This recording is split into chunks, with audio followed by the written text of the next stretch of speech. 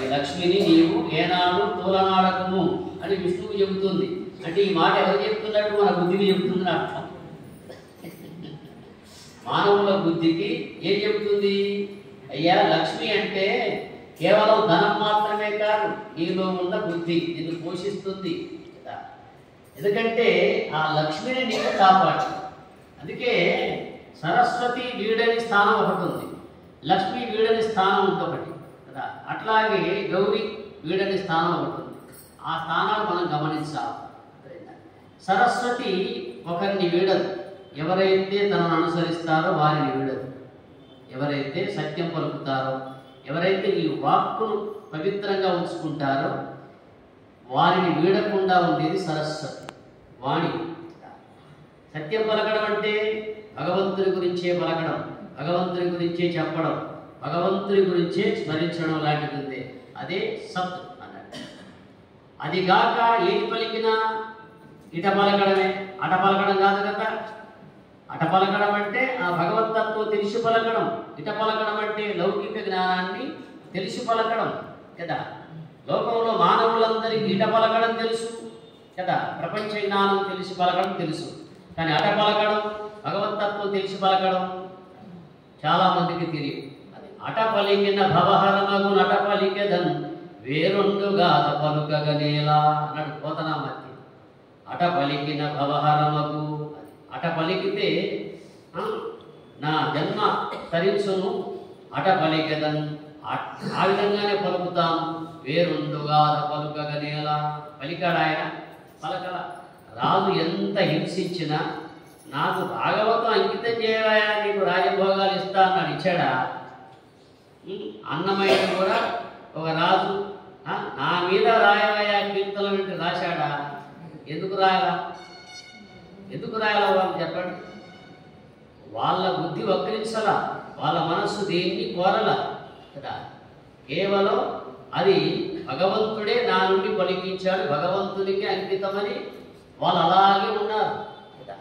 ఏ పోతే పోని అని కలిసి వస్తాయి కానీ ఇచ్చాడు. శ్రీనాథుడు ఎంతో ప్రలోభ పెట్టాడు. పోతన గారి బావ శ్రీనాథుడు ఎంతో ప్రలోభ పెట్టినా కూడా ఆయన భాగవతాన్ని ఆ వైపు అంకితం చేశాడా? లేదే. దీన్ని బట్టి చూస్తే మహాత్ములు దేనికి అంకితం చేశారో దానికి అంకితం చేయగలిగారు. దేనికి అంకితం చేస్తే గొప్పదో దానికే అంకితం చేశారు కదా. ఎందుకంటే వాళ్ళకు తెలుసు, నాలో ఉండి పలికించిన వాడు అతడే, వాడు అతడే కదా. భగవంతుడు లేక నేనేమి చేయలేదు. లక్ష్మి కూడా ఎక్కడ ఉంటుందంటే తనను ఎవరైతే గౌరవిస్తారో, తనను ఎక్కడైతే వినియోగిస్తారో అది పవిత్రమైందైతే అక్కడ ఉంటుంది. అందుకే పాత్ర చూసి దానం చేయమన్నారు, క్షేత్రం చూసి విత్తనం వేయమన్నారు. మహాత్ములు ఏమంటారు? పాత్ర చూసి దానం చేయమన్నారు, క్షేత్రాన్ని అనుసరించి విత్తనం వేయమన్నారు. మంచి నేలలో విత్తనం వేస్తే ఆ విత్తనం ఉచిపోకుండా పాడైపోకుండా వృక్షం పెరుగుతుంది.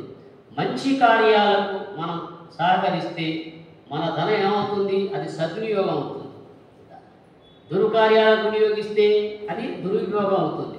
అందుకే లక్ష్మీదేవి ఎవరిని వీడకుంటుందయ్యా అంటే ఎవరైతే పవిత్రమైన పనులకు ఆ లక్ష్మీదేవిని ఖర్చు పెడతారో, ఆ ధనాన్ని వెచ్చిస్తారో వాళ్ళని వీడకుండా ఉండేది లక్ష్మి. ఎవరైతే సత్యమునే పలికి సన్మార్గంలో పయనిస్తూ సత్యవాక్కునే నమ్ముకొని ఉంటారో వాళ్ళని వీడనిది సరస్వతి. ఈ రెండు మానవులకు అవసరం కదా. ఈ రెండు మానవులకు అవసరం. ఈ రెండింటిని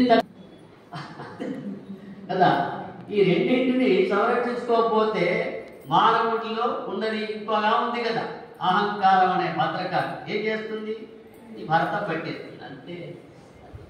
అందుకోసం అవతారిని, భద్రకాళి అంటే అవతారిని, విష్ణువు కూడా అవతారే, భద్రకాళి అవతారే. ఈ సరస్వతి లక్ష్మి ఎక్కువ అవతారాలు ఎత్తినట్టు మనకు కనిపించదు.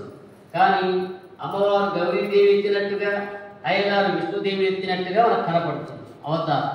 ఈ అవతారాలు ఎత్తి ఏం చేశారు వాళ్ళు? దుష్ట శిక్షణ, శిష్ట రక్షణ చేశారు. ఇద్దరు చేసింది అదే పని. దుష్ట శిక్షణ అంటే నీలో ఉన్న దుర్వృత్తులన్నీ దునుమాడేది దుష్ట శిక్షణ, నీలో ఉన్న సద్వృత్తులన్నీ కాపాడేది శిష్ట రక్షణ.